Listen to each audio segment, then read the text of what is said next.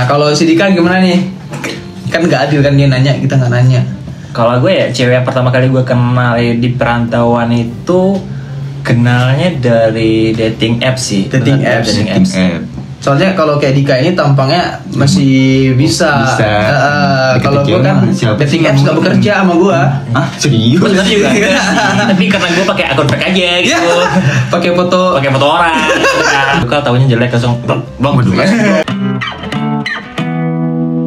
Tapi pertama kali gue deket sama cewek itu ya emang dari dating apps sih. Karena bagi gue ya dating apps itu salah satu-satunya tempat kayak gue lebih cepat kenal sama orang. Kalau kita lihat, kalau misalnya nih, kalau kita kenal sama orang di Instagram, itu Instagram itu kan semua orang bisa akses kan. Walaupun lu nge-private akun lo, itu lu masih bisa di-chat. Ya benar.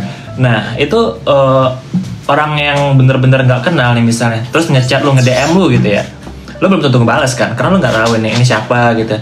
Tapi ketika lu main dating apps emang stranger juga sih, cuman kan lebih ke pribadi gitu. Iya. Ketika lu nge-swipe right dan si cewek atau si lawan jenis itu swipe right juga, berarti lu ada ketertarikan. Nah jadi kalau misalnya kayak kita mutualnya dari dating apps itu kayak yang ya udah gitu kan, pas sama-sama match ya udah langsung chat aja gitu kan. Jadi lebih cepet lah gitu, lebih pribadi gitu kan. Kalau di Instagram kan ya gitu. Berarti Anda ketemu ya? Di dating apps pernah ketemu Ya pernah ketemu itu sering ketemu. Dan dia cewek pertama kali gue kenal di sini, dan itu gue anggap gebetan ya di sana. Tapi gue gak pernah pacaran deh. Oh gak pernah pacaran. Beda sama Ipan ya. Semenjak dari putus dari awal ke 2020 kayaknya gak pernah pacaran deh. Serius? Kan ada. Oh ya baru langsung ini. putus. Nah lanjut ya ke pertanyaan berikutnya nih. Kalau lu kan ini ya ketemu langsung ya, ketemu langsung. Tapi pernah nggak sih lu main dating apps? Nggak pernah. Paling Instagram ya. Kalau kayak Line Nearby atau Hago gitu, pernah? Aku apa lagi? Game gitu, tapi lo bisa. Oh kalau game aku game permainan gitu ya. Yang ada jarak-jarak gitu, yang lo bisa. Yang ada adu domba. Oh itu. Yang lo bisa main sama orang yang dekat-dekat sama lo. Tapi cuma main-main doang. Tapi nggak pernah ketemu. Tapi lo pernah nggak sih kayak dating apps atau kayak Line Nearby, ya pokoknya yang layanan yang mempertemukan seseorang dengan seseorang lah ya, dengan jarak yang dekat gitu. Pernah nggak sih lo sekali atau 2 kali ketemu gitu?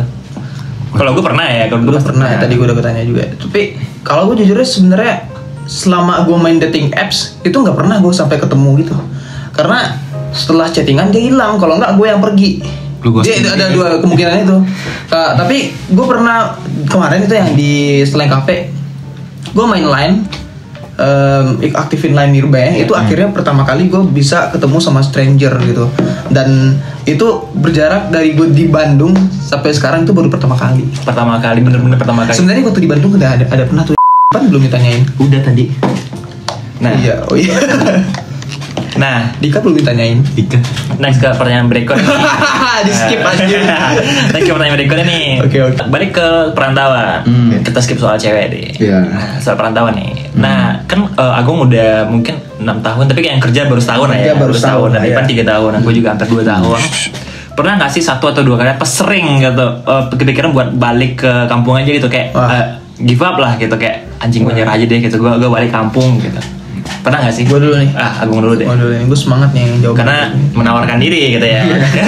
Menawarkan diri. Soalnya dia ngeliat ke gue gak sih? Lu ngeliat sih? Ya, iya udah. Nah jadi kalau gue buat pengalaman yang pernah mengalami gibat, pengen menyerah dari perantauan itu gue sering. Itu karena pemicu pertamanya waktu gue kerja di Bandung. Waktu sebelum gue kerja kesini, gue sempat baru lulus. Itu jajan gue dihentiin sama bokap. Katanya lu gini, dia sebenarnya gini, lu mending pulang sekarang, bawa barang-barang lu semua ke Padang, kita pulang sambil nunggu kerja. Nah itu bagi gue kayak lumayan memicu idealisme gue kayak kalau gue pulang secara nggak langsung gue menyerah gitu. Gue baru lulus kuliah langsung pulang, bagi gue ya waktu itu ya idealisme gue nggak bisa. Gue laki-laki, ya udah permasalahannya apa? Gue tanya langsung sama bokap. Secara nggak langsung bokap nggak mau terang-terangan, cuma kayak dia itu nggak mau kalau gue tuh udah lulus kuliah masih nampung sama dia, masih ngarepin duit dari dia. Tapi kalau lu pulang juga bukannya lu juga ditampung? Seenggaknya uang jajan gue nggak sebanyak gue di rantau, karena kan di rantau ada uang kos. Oh iya, benar. Terus akhirnya ya udah, sekarang gimana Pak? Ya kalau berarti kalau Agung bisa bertahan hidup di Bandung dengan sendiri, nggak harus pulang dong. Itu perdebatan main tuh. Ya bisa, kalau lu berani silahkan gigitan mau buka. Oke. Hari itu juga gue langsung dapat kerja. Jadi tukang galon. Itu berapa lama sih? Jadi tukang galon itu berapa lama? Sebenarnya sebentar dik. Itu paling cuma 2 minggu kalau nggak salah. Jadi waktu itu kebetulan gue lagi lewat mau nganterin galon, dia tanya, lagi cari kerja nggak? Gitu sama si A-nya. Iya si A, mau nggak tukang jadi nganterin galon? Enak lah kalau di sini mah, dapat makan, dapat gaji pastinya dari kita semua. Oh makan dari dia juga. Dapat makan siang. Jadi uang gaji kita emang top buat kita sendiri gitu. Yang lumayan ya buat anak kosan. Ntar lah kalau sehari berikutnya dia langsung bokap langsung nelpon. Pas lagi nelpon gue langsung DM si A-nya. Hari masih kosong nggak lowongannya? Masih ini aja. Mau kerja di sini? Nggak apa-apa, sarjana kerja di sini. Pakai logat Sunda ya. Ya udah langsung siangnya kan pagi itu, siangnya langsung cabut ke sono, deal-dealan ini gimana gajinya, kerjaannya gimana, gue perhatiin mereka kerja, besok langsung kerja paginya. Wow, itu bener-bener kayak acir gitu. Nah akhirnya pas waktu gue lagi kerja itu, abang gue nawarin, mending lu pulang. Bokap udah bener itu, udah paling bener. Gue dulu juga nggak mau dengerin bokap buat pulang, dan akhirnya gue pulang gitu, mending lu pulang aja sekarang gitu. Gue kebetulan kan memang di bidang seni ya, di bidang vokal lah, sama di bidang musik meskipun gak expert. Cuma mending lu pulang, kita kelola ini alat. Jadi di kampung punya keyboard, kayak peralatan organ lah ya, lengkap lah, ada mixer. Jadi gue kalau mau produksi musik, mau bikin musik, mau bikin apapun lebih gampang. Gue punya ruangan yang besar juga buat produksi. Lo punya privilege untuk produksi musik. Dasarnya gue punya studio lah di rumah. Cuma kata abang gue pulang, kita bikin bangun ini bersama, kita bikin sebuah tim yang luar biasa gitu. Gue mikir anjir ini sebuah pilihan yang luar biasa sih benar-benar gue, karena ini emang bidang gue gitu kan. Kalau gue pulang lumayan gitu, dan gue juga bisa produksi bikin konten YouTube di Padang juga enak. Karena gue mikirnya yang salah satu menjadi penghambat gue kenapa nggak bisa produktif tiap hari upload di YouTube ataupun tiap minggu di YouTube itu adalah karena gue punya kesibukan lain, gue nggak bisa. Oh di sini gitu. Gue ya, kalau di Padang kan gue nggak mikir buat makan besok harus makan apa gitu. Kalau di sini gue bener-bener, kalau di Padang gue bener-bener nampung doang. Kasarnya gitulah. Jatuhnya kayak lo di sini juga lo harus mikir makan lo gimana, kerjaan tidur lo gimana gitu ya. Kalau misalnya lo nggak kerja juga dan nggak makan, di YouTube gitu ya. Di YouTube juga penghasilan kan ya belum tentu gitu. Kalau mau fokus di YouTube dan gue nggak ada penghasilan, bunuh diri. Iya, kecuali kalau lo subscribe lo udah banyak, viewer lo udah banyak gitu ya. Tinggal duduk doang bisa dapet. Iya, nggak ada duit tinggal bikin video. Bikin video kalau di kampung. Iya, kalau misalnya sekarang pun kondisi sekarang kalau misalnya lo bikin video dan view-nya nggak ada gitu ya, dan ya lo juga harus makan gitu. Iya. Kalau di Padang bisa bikin komitmen lah, kalau di rumah itu. Saya nggak mau kerja dulu. Ya mungkin setahun 2 tahun ini mau 2 bangun tahun. YouTube, kita ngasih pengertian, kita bangun YouTube.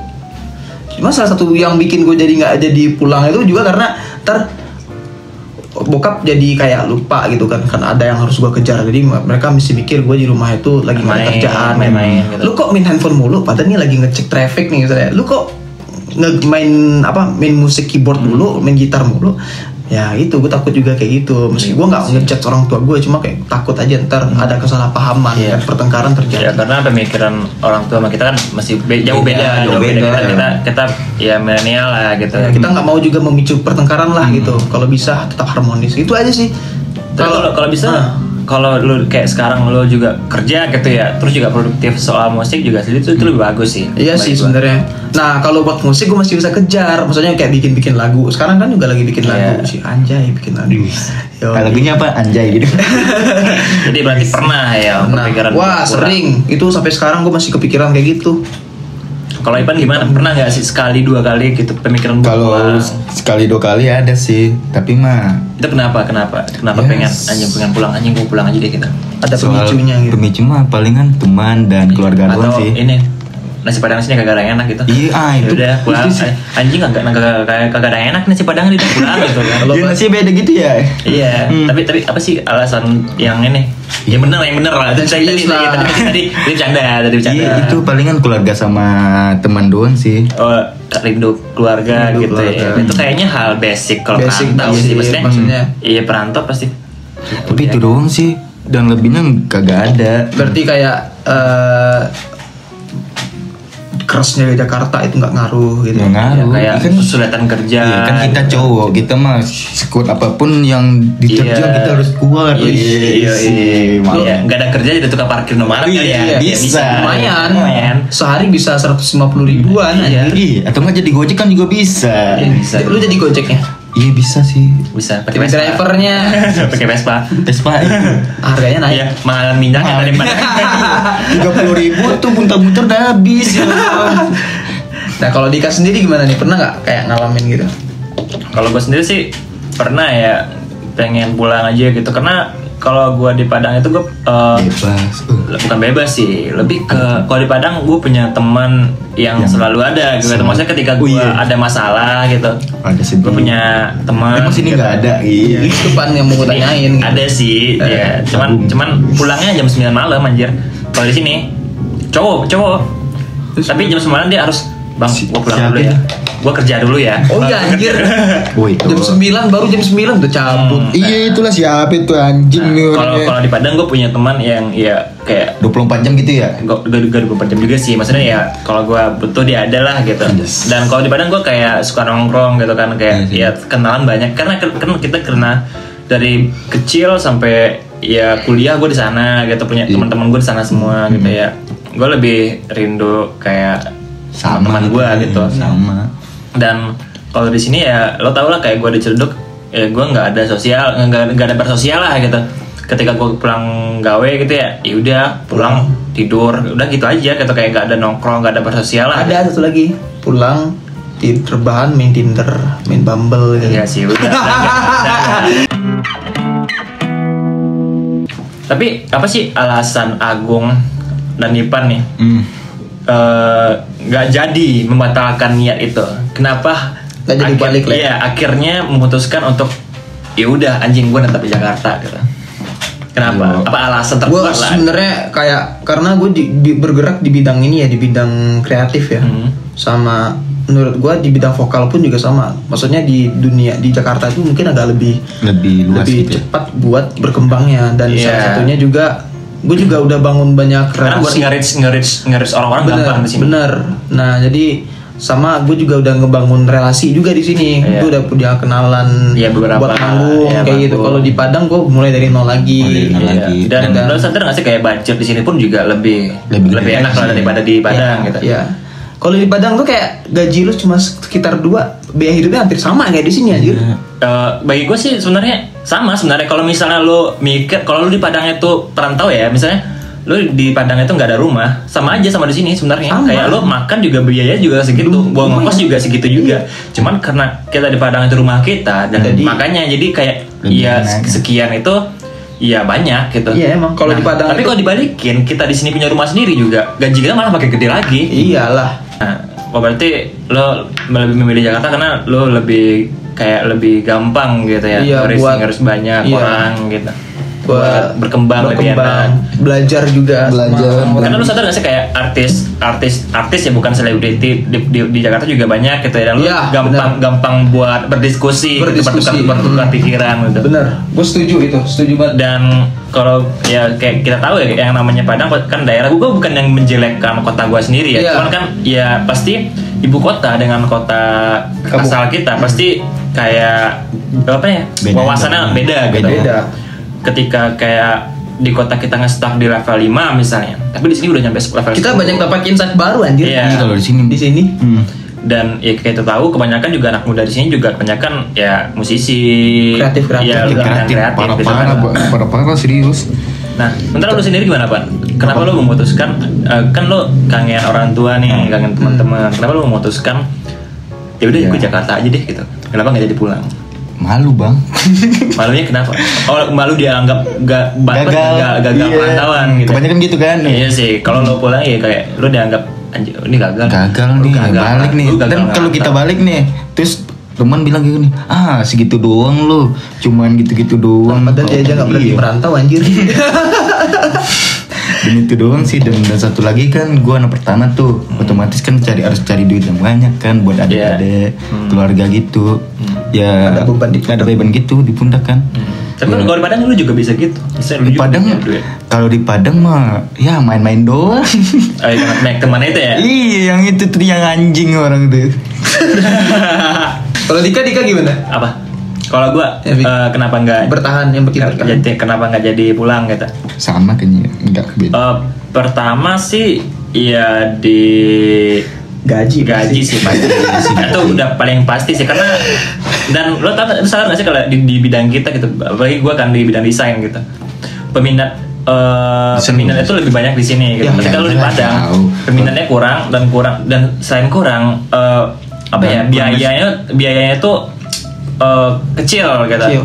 Karena karya kita tuh belum dihargai dan belum gue sering dapet klien gitu kalau di Padang itu yang seleranya itu masih bilang kurang gitu. Kurang. Ya, entah itu buat menekan budget apa gimana gue juga nggak tahu ya.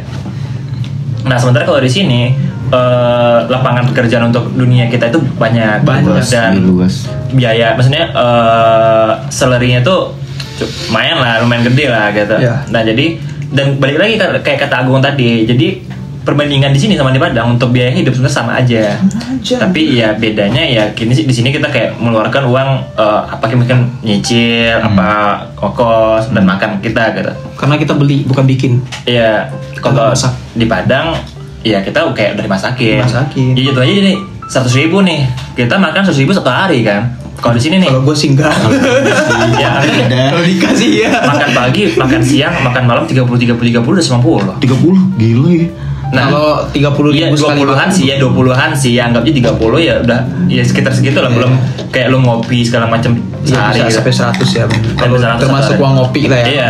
Nah, sementara kalau di Padang lu ngasih ke nyokap lu 100.000 itu udah bisa beli ayam 3 ekor. 2 ekor udah bisa sekeluarga makan dan itu bisa buat 2 atau 3 hari gitu. Itu 2 ekor udah bisa sekali makan ngambil 2 potong. Iya, dan itu pun bisa bertahan buat 2 atau 3 hari dalam untuk sekeluarga loh, bukan buat kita sendiri.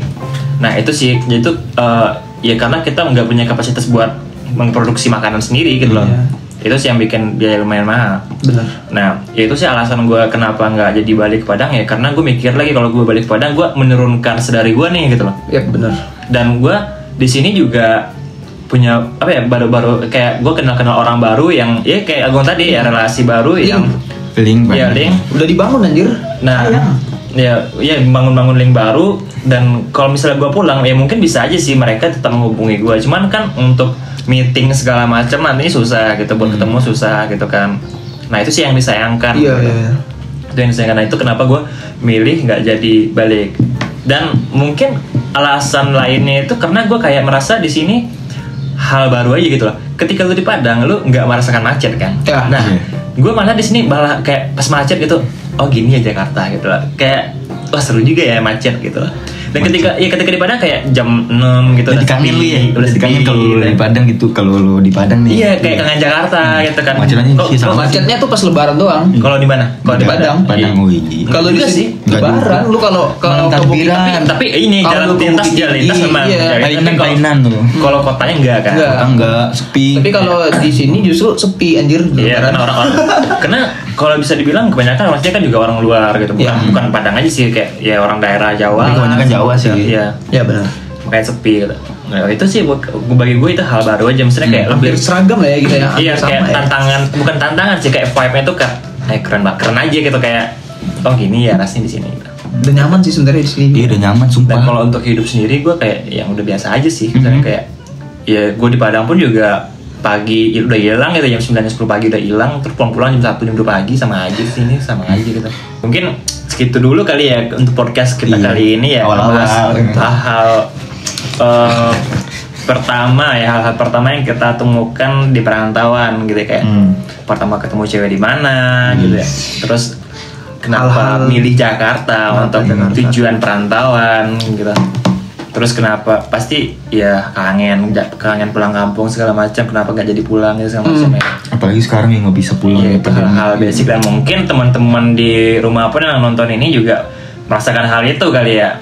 Ketika merantau gitu. Terus, bukan teman-teman di rumah, teman-teman di kos. Oh iya. Teman di kos sana atau di kamar gitu ya, atau kontrakan gitu. Pasti merasakan juga. Pasti pernah pengen pulang atau giving up gitu. Ya, apalagi yang udah senior gitu kan. Kita kan pendatang baru. Kita mah pemula. Baru setahun.